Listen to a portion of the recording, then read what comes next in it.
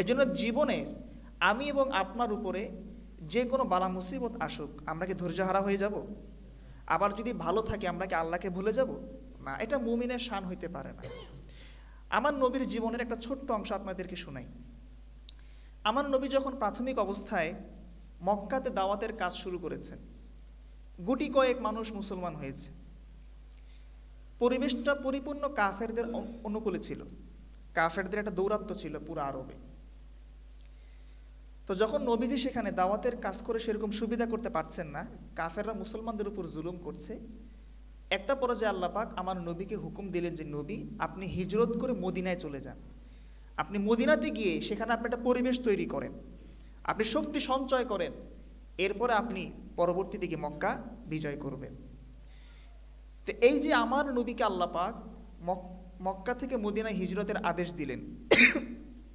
নবীজি সারাটা জীবন কেটেছে মদিনায়, তার জন্মভূমি মাতৃভূমি সব মক্কাতে কেটেছে। তো আমার নবী যখন যেই রাতে তিনি মক্কা থেকে মদিনায় হিজরত করছেন, নবীজির মনে বড় ব্যথা, আহা আমার নিজের জন্মভূমি ছেড়ে আমি চলে যাচ্ছি, নতুন জায়গায় যাব।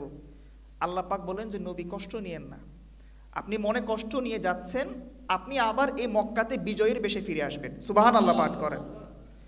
আমার নবী তিনি কষ্ট মনে নিয়ে গিয়েছেন, তার মনে ব্যথা ছিল।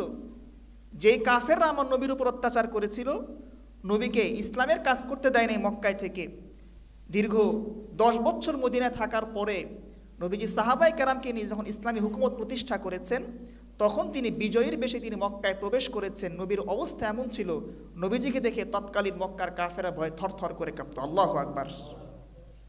তো সুতরাং ধৈর্যহারা হওয়া যাবে না, এটা আল্লাহ পাকের ফায়সালা ছিল যে নবী আপনি যান, আপনি এখন যাচ্ছেন, আপনি আবার আসবেন, আপনি হারাই যান নাই। তো আল্লাহ পাক পবিত্র কোরআন সূরা বাকারাতেও বলেছেন আসা আন তাকরাহু শাইআ ওয়া হুয়া খায়রুল লাকুম। আল্লাহ বলেন তোমরা এমন অনেক জিনিসকে অপছন্দ করো যেই অপছন্দের ভিতর আল্লাহ পাক তোমাদের জন্য কল্যাণ রেখেছেন। ওয়া আসা আন তুহিব্বু শাইআ ওয়া হুয়া শাররুল লাকুম। আবার বান্দা অনেক জিনিসকে এমন পছন্দ করে যে জিনিসের মধ্যে বান্দার জন্য কল্যাণ নাই। আল্লাহ বলেন ওয়াল্লাহু ইয়ালামু ওয়া আনতুম লা তা'লামুন, আমি আল্লাহ যা জানি তোমরা তা জানো না।